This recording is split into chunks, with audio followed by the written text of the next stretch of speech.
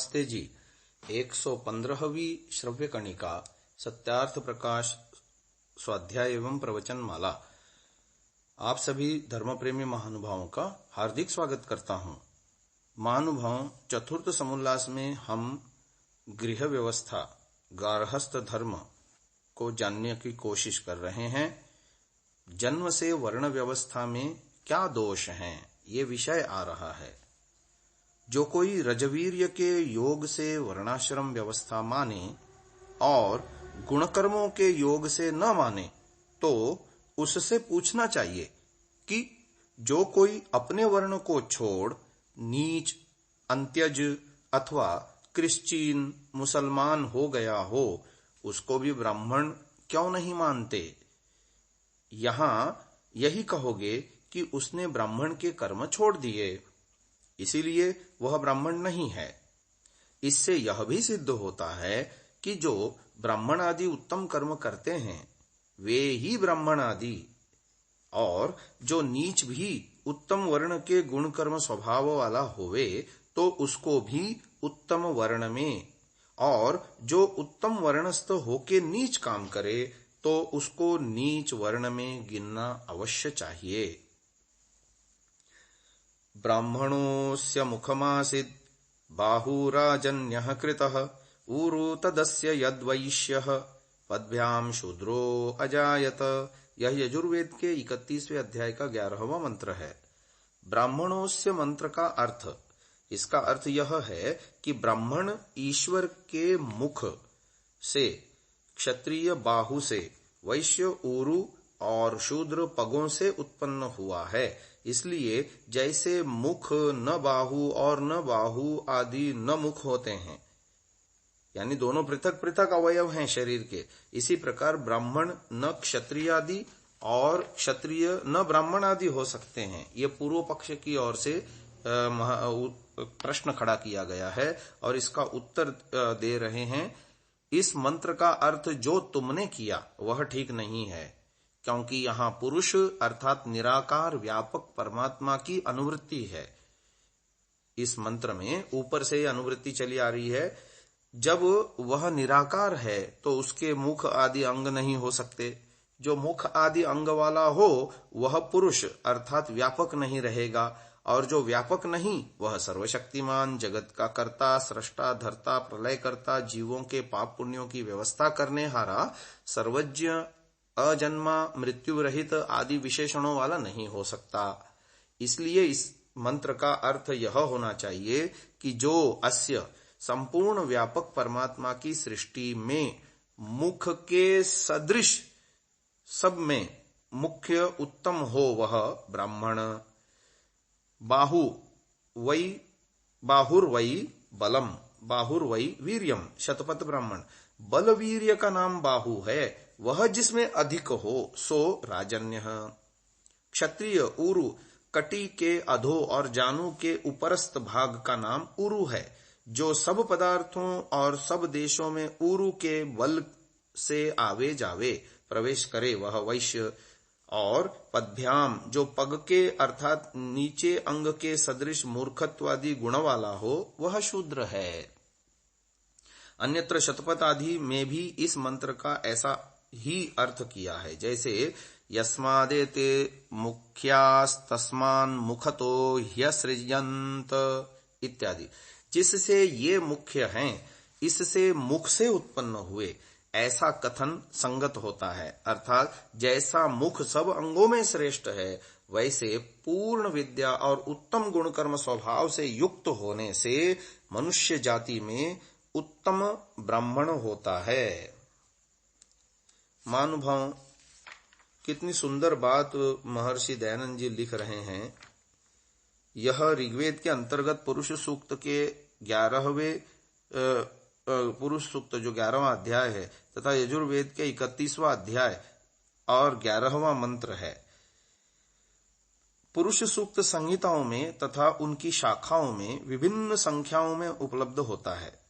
संहिताओं के आधार पर ऋग्वेद 10:90 में सहस्त्र शीर्षा पुरुष से लेकर साध्या संति देवा तक पुरुष सूक्त षोडश ऋचात्मक है, यजुर्वेद अध्याय 31 में सहस्र शीर्षा पुरुष से आरंभ होकर सर्वलोकम ईशान तक 22 ऋचात्मक है, परंतु दोनों ही में प्रथम 16 मंत्रों का देवता पुरुष है। इसलिए सहस्र शीर्षा से साध्या संति देवा तक के मंत्रों को भी पुरुष सूक्त के नाम से ही जाना जाता है।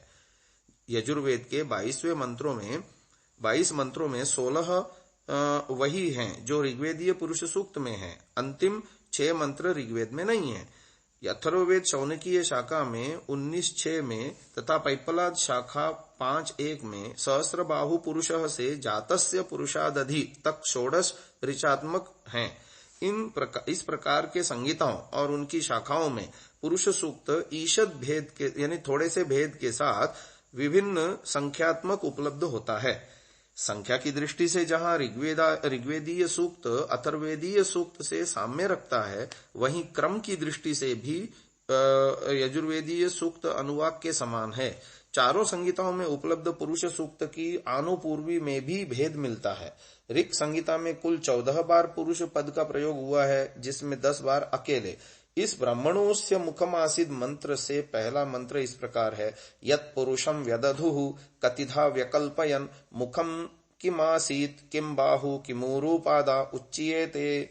एकाकी विचरने वाले के लिए किस प्रकार का विधान अपेक्षित नहीं होता, परंतु मनुष्य सामाजिक प्राणी है, बहुतों के साथ रहने वाला है, जिसमें अनेक व्यक्ति मिलकर गति करते हैं, वह समाज कहलाता है। वह गति मर्यादित और क्रमबद्ध होती है। समम अजंती जनाः यस्मिन् स समाजः। सम्यक गति करने वाले मानव समुदाय का नाम समाज है। समाज में उसके प्रत्येक व्यक्ति के लिए कर्तव्य और अधिकार निर्धारित रहते हैं, इसी का नाम समाज व्यवस्था है। उपर्युक्त मंत्रद्वय की प्रश्नोत्तरी से स्पष्ट है कि जिस प्रकार मानव शरीर के धर्म, उसकी स्थिति और समस्त क्रियाएं मुख आदि 4 अंगों के संगठित आधार पर सिद्ध होती और चलती हैं, इसी प्रकार समाज शरीर के धर्म, उसकी स्थिति, समस्त क्रियाएं इन्हीं मुखादि के प्रतिनिधिभूत ब्राह्मण आदि 4 अंगों के संगठित आधार पर सिद्ध होती हैं और चलती हैं। इस विभाजन में प्रत्येक अंग की सीमा स्वतः निर्धारित है, जिससे सबका शक्ति संतुलन बना रहता है। किसी एक अंग में समुची शक्ति केंद्रित हो जाने से समाज के कार्य में बाधा उपस्थित हो जाती है। अंग चतुष्टय की सार्थकता के कारण महर्षि वेदव्यास ने समाज पुरुष को वर्णात्मा की संज्ञा से अभिहित किया है। ब्रह्म वक्त्रम भुजौ क्षत्रम कृत्स्नमूरुदरम विशः पादौ यस्याश्रिताः शूद्रास्तस्मै वर्णात्मने नमः। महाभारत शांति पर्व। प्रथम मंत्र में पूछा गया था कि इस समाज रूप पुरुष का मुख क्या हुआ, बाहु कौन बनाए गए, उसके ऊरु कौन हुए और कौन उसके पाद कहे जाते हैं। प्रश्न के इस प्रवाह में उत्तर दिया गया कि ब्राह्मण उसका मुख हुआ, क्षत्रिय उसके बाहु हुए, वैश्य उसका ऊरु हुआ और शूद्र उसके पैर हुए। यहाँ मुख आदि से किसी के उत्पन्न होने का कोई प्रसंग नहीं है। न तो पहले मंत्र में प्रश्न ही इस प्रकार पूछा गया कि किससे कौन उत्पन्न हुआ, और न ही दूसरे मंत्र में इस प्रकार का उत्तर दिया गया। अर्थ ज्ञान में ब्रह्मोत्पादक चतुर्थ चरण के प्रथम 2 पद हैं, पदभ्याम शूद्रो अजायत। डॉक्टर सुधीर कुमार गुप्त तथा डॉक्टर निरूपण विद्यालंकार के मत में यहाँ प्रथम मंत्र के शब्दों को दृष्टि में रखते हुए उच्यते का प्रयोग भाव अर्थ में हुआ है, परंतु उस अवस्था में पदभ्याम को पंचम्यंत न मानकर तृतीयांत मानना होगा। डॉक्टर रघुवीर द्वारा परिष्कृत अथर्ववेदीय पैपलाद शाखा के पाठांतर में अजायत क्रियापद के स्थान में अस्तु पद मिलता है। इससे ज्ञात होता है कि उक्त मंत्र में अजायत पद अस, वृतु इत्यादि धातुओं की विवक्षा में प्रयुक्त हुआ है। इसके अतिरिक्त यदि अजायत क्रियापद पर विचार किया जाए तो पता चलेगा कि वेद में कई स्थानों पर अजायत क्रिया भू की वाचिका है। यथा सायण स्वयं अथर्ववेद भाष्य के एक स्थान पर अजायत क्रिया का अर्थ निवृत्ता भवंती करते हैं।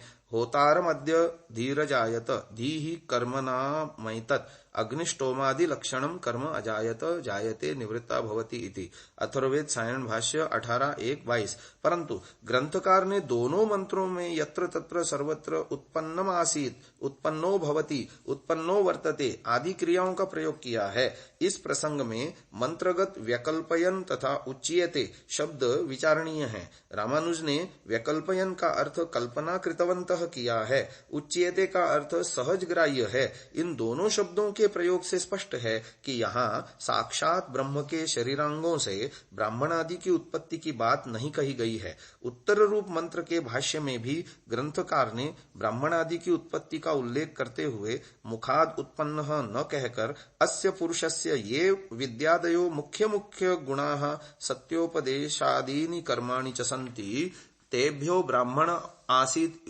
उत्पन्नो भवति। यहाँ दो बातें स्पष्ट हैं। ब्राह्मण आदि की उत्पत्ति उस पुरुष के देहांगों से नहीं हुई, अपितु उसके तत् गुणों से हुई है। भाष्य में आसीत के पर्यायवाची रूपों में उत्पन्नो भवति, उत्पन्नम आसीत इत्यादि क्रियापदों का प्रयोग हुआ है। आसीत, अजायत आदि क्रियापदों का अर्थ छंदसी लुंगलंग लिटह पाणिनि अष्टाध्यायी 3, 4, 6 इस सूत्र को ध्यान में रखकर करना चाहिए। आज के इस व्याख्यान को यहीं विराम दे रहे हैं। इस विषय को आगे कल भी लेंगे। ओम।